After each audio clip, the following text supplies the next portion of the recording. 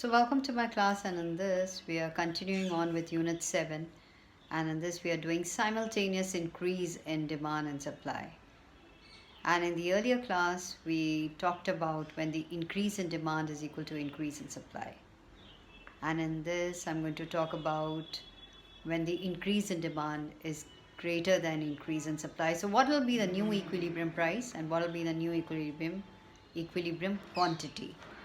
So for you to see, here we go. This is how we're going to make the diagram. Now just be very careful about the points, all the points that I've marked. Okay,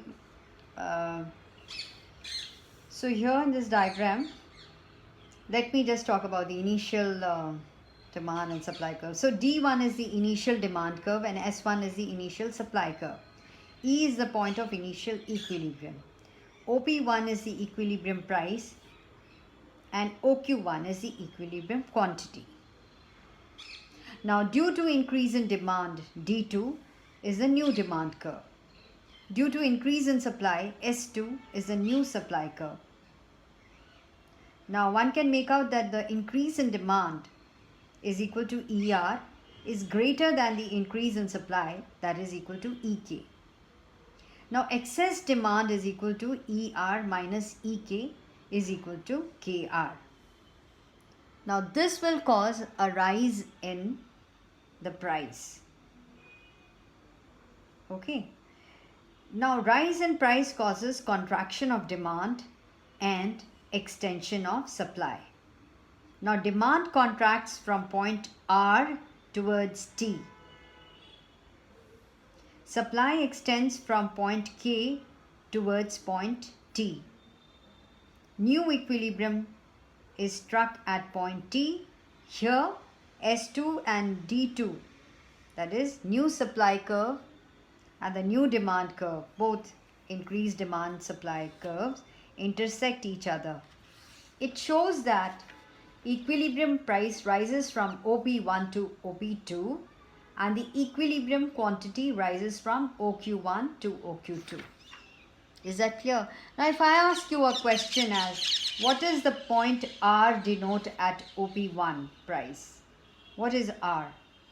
Well, that shows increase in demand. So you remember when we did increase in demand, when at the same price more is demanded, that is known as increase in demand. But here we are going to talk about equilibrium, a new equilibrium when the increase in demand is there and there is an increase, simultaneous change. Okay, so you can get questions like this. Or for example, how much is the increase in demand?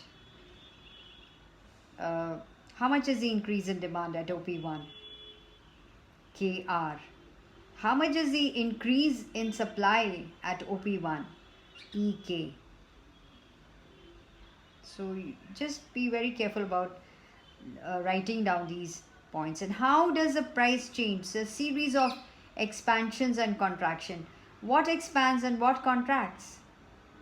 So what is expanding now? At this price, OP1 is a less price. Now there is an increase, but what happens is that the demand, there's a, what do you see? How do you go to the demand curve? What happens there? The new equilibrium. There is an upward movement both in the supply and demand. So what happens? The supply expands and the demand contracts and we come to a new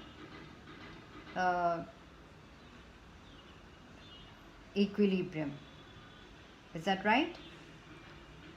So here we see that the demand is going on top, upward movement, and here we see from R to T and from K to T is an upward movement on supply. So expansion and contraction. So this is how you're going to really study these diagrams, and they're very interesting once you know what it is.